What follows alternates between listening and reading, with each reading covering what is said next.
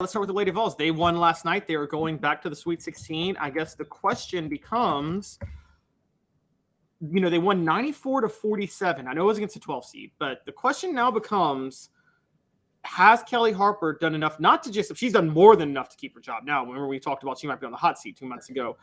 Has she done enough to earn a contract extension, Dave? That's the real question at this point. Should Tennessee open up the checkbook for her, or is, given the expectations of the Lady Vols, does more need to be done this year? Well, if we're going to ask that question, we've got to take out the gray area, because I could tell you that you would have gray area of contract minutia that would say she does or does not get a full buyout if she were to be fired. So we're assuming that it's all in for the point of this exercise. Let's say that. So yeah, I mean, I think you have to do it in recruiting. If you're definitely in for another year or two, you've got to tell everybody in the college basketball world that you're actually in for 4 or 5, because without recruiting, it's going to be pretty difficult to build a program. And I don't think you would ask Kellie Harper to do that. So I have no problem with the contract. I have no problem with an extensive contract. I would like to protect myself on the back end if I'm Tennessee, because I've still got questions about Kellie Harper. But what do you think? Throw her a big contract now to make sure you don't lose her? Is she that good enough where you're worried about that, Caleb? No, I don't think you're worried about losing her. I think because one, it's not like she would leave for anywhere. She's a Tennessee coach through and through. I think what you're worried about more is, you're more worried about, will you need to fire her one day? Because that's still not confirmed. But I'm with you. Look, Tennessee's got a lot of money. The school's got a lot of money. Lady Vols, women's basketball, I don't know if it's a revenue generator, but it probably doesn't operate at as much of a loss as other women's basketball programs do. That's what it is. And so I think at the very least you can give her a 4-year deal so she can't be recruited against, if that makes sense. I mean, because just chatter of firing a coach can oftentimes kill their recruiting. You saw that with Fulmer. Just the chatter that he was on the hot seat in like 2007, and he won the East that year, but chatter that he had lost the program, that wrecked the 2008 recruiting class more than anything else. Yeah, I'd squash that right now. And I don't know, Flightline says lock her up to a lifetime contract. I don't know that I would go that far, but it would definitely be 5 years. She would feel protected, that she's able to build a program. And then their recruiting class next year, Caleb. Yeah, their recruiting class would do a lot more for them in terms of recruiting. Yeah. I know that they were struggling in recruiting earlier in the year. I haven't checked recently how they're doing, to be fair.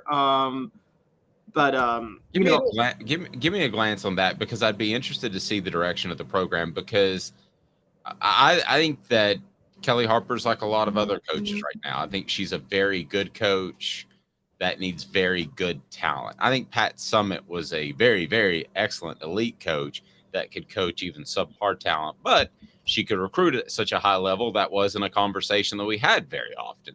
So go ahead and click that thumbs up button, the like button, and let's take a look at that class for the Lady Vols next year. It's brought to you by Craft Treats. Go to crafttreats.com, and they've got the CBD infused pet treats that can handle your pet's digestive issues. They can also handle, the arthritis issues. My dog's so much better, and anxiety issues with the CBD infused pet treats. And use the promo code Off the Hook for 20% off the hook, and you can get holistic, fantastic dog treats, non-CBD as well. The promo code Off the Hook gets you 20% off at crafttreats.com. Yes. Yeah. So having pulled this up, I thought so. I knew it was back in November, and it's still an issue. She still has no commitments for 2023, which is a problem. But the roster was full this year. Every player had a scholarship. Tamari Key got hurt and is coming back. Rakia Jackson just announced she's coming back. So the team's still going to be pretty deep next year. I think Jordan Horston will probably go to the WNBA, and I wouldn't blame her for that. But let me ask you that with NIL money. Yeah, I mean, technically Horston has a year of eligibility because of the 2019-20, the COVID year not counting against your scholarship. And you're right. Tennessee and UConn, I feel like, in South Carolina, NIL probably makes you more valuable in college than WNBA, doesn't it? And yes. Yeah, so you're right. Horston might come back, and that could be a big benefit for them. What it's really seeming to look like now is Harper stacked the roster at the beginning of the year and brought in a bunch of new talent. And the hope as a Tennessee fan, you'll find out when they play Virginia Tech at 6:30 Saturday evening, who's a number 1 seed, who beat them in Knoxville earlier in the year. Your hope as a Tennessee fan is that they had not fully gelled yet early in November or December. Women's college basketball is not like men's college basketball. We talk about in the past John Calipari's ability to get his players to mesh very early on in the year as a bunch of freshmen. But a lot of the great teams you're playing are young too in men's college basketball. Women's college basketball, the best teams still typically have 3-4-year players on there. And because, like you said, there's no reason to go early to the WNBA. No, they make about an average of $102,000 among the 151 athletes. So if you want to factor that in, there probably a lot of them are making just around $40,000 or $50,000. And not to mention, I'm going to go ahead and tell you, it's going to feel a lot like the minor leagues in minor league baseball when you show up. I mean, you're not going to be treated like a king or queen like you are with the Lady Vols. So there's going to be a couple of players that are going to leave programs like UConn or South Carolina or Tennessee that are going to realize, oh, whoa, I got treated better in college. I had like a place I could go eat at any time of the day and get a filet or shrimp or whatever I wanted. And now I'm cooking ravioli in my little Residence Inn suite. There's a big difference between those two things. I'm going to go ahead and even go all in more than you, Caleb. You said it, which kind of keyed me off. They've got the money. Give her a 5-year contract. Tell her that the NIL money is going to be behind it. And I don't want to hear this excuse that I gave you 6 months ago, and that was NIL is going to be based off market value. What are you worth? And the simple fact is, a starter on Tennessee's football team, Cooper Mays, Jacob Warren, they're worth more than a star on the Lady Vols. And that may sound crazy, but that's how the market is going to look at it and dictate it. But since I made that argument in early fall, Caleb, what have we seen? We've seen the NCAA loosen restrictions that the school can now get involved. So the school now needs to be involved, particularly with programs like UConn and the Lady Vols that have a strong, loyal fan following, and funnel some cash money to some of these ladies. They deserve it. And you're right. You minimize the loss when you do an itemized budget. They used to, Caleb, when I used to dig into budgets, they lose about $1 million a year. The football team, just kind of CYA, would write them a check. So they would say they could break even. One of the few schools that broke even.